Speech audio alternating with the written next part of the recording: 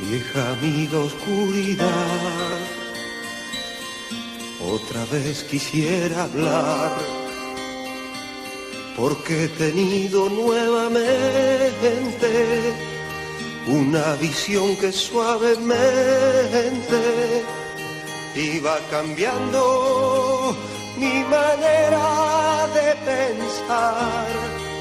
La oigo hablar, la escucho en el silencio.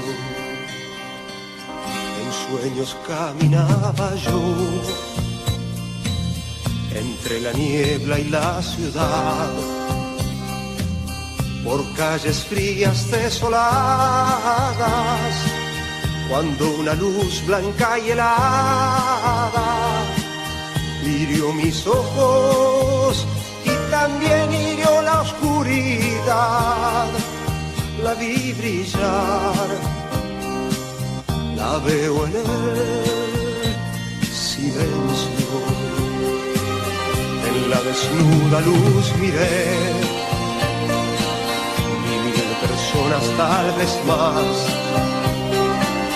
gente que hablaba sin poder hablar, gente que oía sin poder oír, y un sonido que los envolvía sin piedad.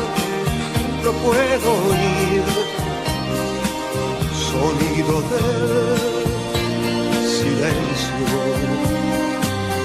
Entonces yo les quise hablar,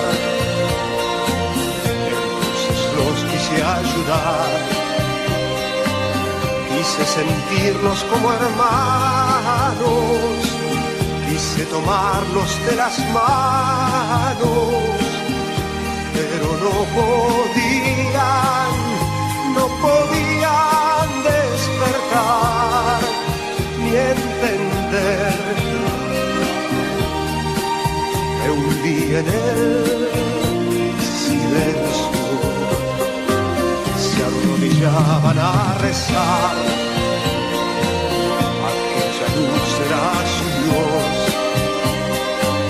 Yo les grité que despertaran, que la verdad allí no estaba, que los profetas no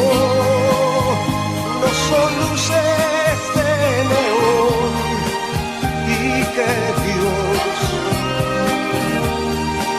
siempre habla en el silencio.